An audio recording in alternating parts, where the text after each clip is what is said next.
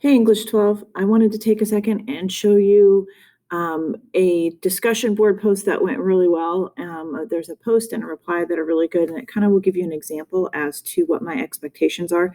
Most of you are doing a really, really good job, and all of you are trying really hard to do a really, really good job. So I wanted to give you a second to see what one would look like and what a reply would look like, so that when we do our next set of discussion boards, you guys are ready for that and you feel like you understand what you're doing. So here's the first one, and I'll give you a second. I'm not going to read it to you, but what I want you to remember is in your post, you have three parts.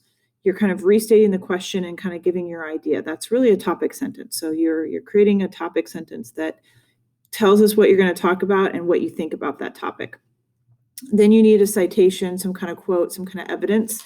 It can be paraphrased, but you still need to reference the article that you got it from. So I'm going to be giving you quite a few lists of different articles, and you never have to reference all of them in your posts. But what you do need to do is let me know which one you're using, especially if you're using two in your citations or referencing two. You need to tell me which bit of information came from which source. So you can say here, the video, Introduction to Media Literacy Crash Course. So there, the source is cited right there in front. And then what was learned here, and then, then some opinion that kind of wraps together what this person is thinking towards the end. So this is the wrapping up at the end. Many of us are jumping straight into the quote rather than setting it up with your own ideas.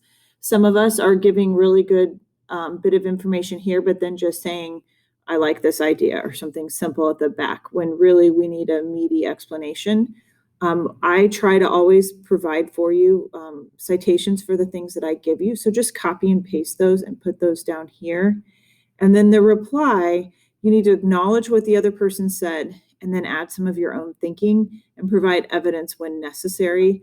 So I agree with you. So they're acknowledging what was said ahead of time, making some comparisons. This is, I was in the same boat, so this is what I used to do, and then extending that thinking a little bit further. This one doesn't have a quote in it. Some of you referenced, if somebody said something about 10 hours per day, and then somebody referenced another statistic below that. If you reference a statistic or something in your reply, then you also need to reference a source at the end. We'll get more specific about replies later on. I want to focus on the discussion board posts for now, but that is kind of the format that I want you to follow. I don't grade grammar and punctuation and that kind of stuff unless it distracts from your post, unless I can't really read it. So if you miss a capitalization thing or you spell one word wrong, that's not a big deal for me in a discussion board post. This isn't polished writing. This is kind of just your thinking as you go.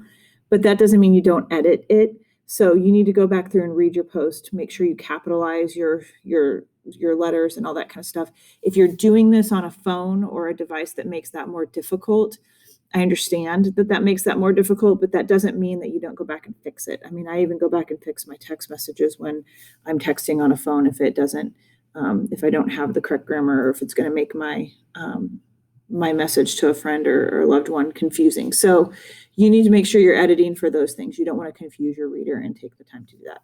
But like I said, overall, very good job. I could have picked from about 100 different examples from what you guys are doing. So I just want to give those of you who are kind of not sure, this is what I'm expecting. And if you have any questions, as always, you can reach out in all the various ways. Thanks.